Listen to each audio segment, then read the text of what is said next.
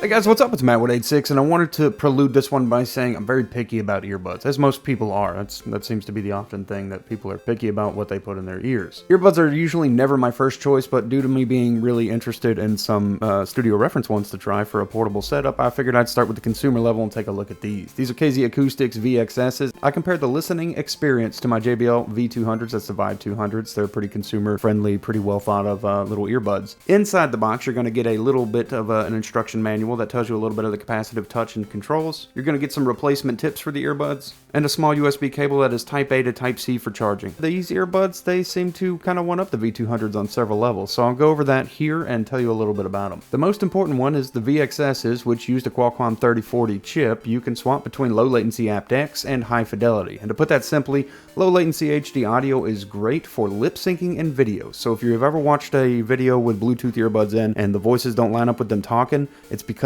apt-x either isn't there or isn't present, like it's not in the V200s, or it's not on. The fact that it has apt-x low latency HD decoding makes it really great for all around listening to music and watching videos, playing games, things of that nature. It's very important to know that these have. So there's standard mode, which is the low latency one, and then there's full power mode, which is be more of your jogging around town listening to music mode. And to me, there's not a massive difference between the two personally, but I'm sure somebody with better ears out there can detect a much more clear, deeper, more beautiful sound. Everybody's ear is a little bit different, but on a personal level, I do find these VXSs a lot more comfortable than the Vibe 200s also. Not that the Vibe 200s aren't comfortable, these are just more comfortable to me. Now, I made the assumption before trying the VXSs that the bass of the JBL buds would be more present and clarity would be higher in the JBL V200s. And while clarity seems to be on par, the bass in the VXSs are a bit more noteworthy. They definitely got a little more boom and rumble to them, and I like that better. This is likely due to that solid 10mm driver that they implement inside of these. Where we have a bit of a downside though is the CVC noise reduction, which is when you're on a phone call or something. When my wife calls me on that one, it's supposed to somewhat remove background sounds, but all it ended up really doing was taking the low hum of air conditionings in a room and sort of kind of blend it all together, making it real difficult to focus on her voice. So the CVC was a bit of a bust in these, but that's for, you know, your phone calls. I could still hear her and communicate with her well, but they definitely didn't do as well as the V200s. Now, the battery life is going to vary on your power consumption, but you should expect about 4 to 5 hours per charge of each earbud, and you should get about 4.5 recharges out of one case charge. This is on par with the industry for the most part. The buds can charge relatively quickly in the case. About 10 to 15 minutes should get you close to an additional hour of use if one dies on you. And also something that's pretty standard across most earbuds is they use capacitive touch controls, so long presses and short presses, and there's a quick guide in there with a couple different ones that tell you how to answer calls, hang up calls, skip songs, play pause, which seems to be the same across the entire industry, is just a one tap. You get the idea though. If you're going single ear, simply leave one in the case for mono to activate. I know a lot of earbuds have the ability to do like a double or triple tap in order to activate mono and stereo. In this case, you just leave the one you're not going to use deactivated in the case, and it'll do everything through one ear. That way you're not having a stereo issue where you took them both out, set one down, and you're only getting half the sound. I hope I kind of covered what you might have been interested in. I think, again, the most important thing is knowing that it has apt-x abilities so that you can have low latency HD audio while you're watching something and not having to worry about things being super de-lip synced. Anyways, I hope this was somewhat helpful to you guys. I'll see you in the next video I do. You have a great day, night, whatever it is.